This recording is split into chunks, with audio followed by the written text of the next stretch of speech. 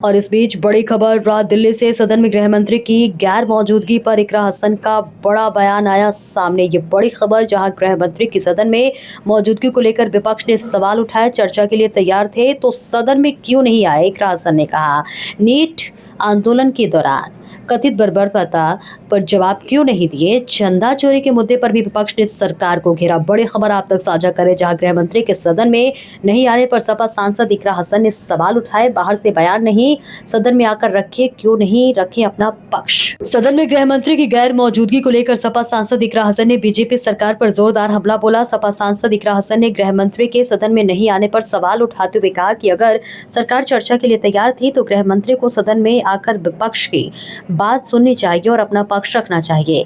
विपक्ष ने नीट आंदोलन के दौरान 20 तारीख को हुई कथित बर्बरता और चंदा चोरी के मुद्दे पर भी सरकार से जवाब मांगा है।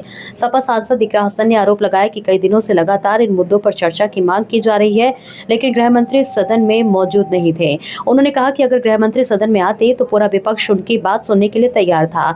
इकरा हसन ने गृह मंत्री के करीब 17 से 18 दिनों से सदन में गैर मौजूदगी पर सवाल उठाते हुए कहा कि बाहर मीडिया के जरिए बयान देने के बजाय उन्हें सदन में आकर जवाब देना चाहिए।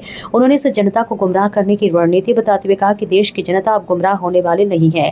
फिलहाल सपा सांसद इकरा हसन ने गृह मंत्री के सदन में गैर मौजूदगी और संबंधित बिल को लेकर सरकार पर तीखा हमला बोला। अब देखना होगा कि इकरा हसन के इन आरोपों पर सरकार की ओर से क्या जवाब सामने आता है। देखिए, अगर डिस्कशन के लिए तैयार हैं तो सदन में तो दिख नहीं रहे हैं, अभी भी नहीं दिख रहे हैं। वो आ जाते तो शायद हम उनकी बात सुन लेते, पर वो पहले ही अटेंशन चाह रहे हैं, ऐसा तो नहीं चलता है।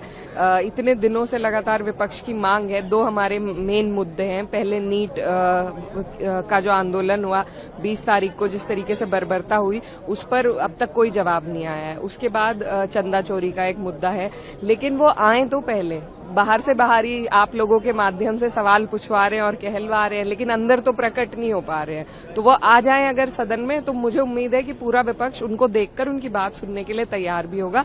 लेकिन शर्त तो ये है कि वो पहले पहुंचे। पहले से पहले कह रहे हैं कि मैं आने को तैयार हूं, तैयार हैं तो आ जाइए। कितनी दूर है? वैसे भी होम मिनिस्टर हैं वो, 17 दिन से नहीं आए हैं, 17-18 दिन से आना भी चाहिए।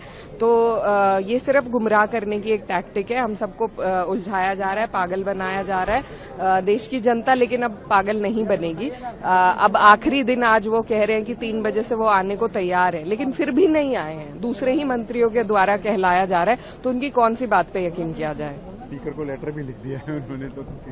बिल्कुल, लेकिन अगर वो आ जाते, वो वैसे भी आते ही रहते थे, अब इस सत्र में नहीं आए, अगर वो आ जाते तो मुझे लगता है इन सब चीजों पर विराम लग जाता कि आएंगे, बताएंगे या नहीं बताएंगे। पर अगर वो खुद आ जाते, उनकी प्रेजेंस उस बात पे विराम लगा देती, लेकिन प्रेजेंस हमें दिखी ही नहीं। तो मेन बात यह है कि वो आ क्यों नहीं रहे।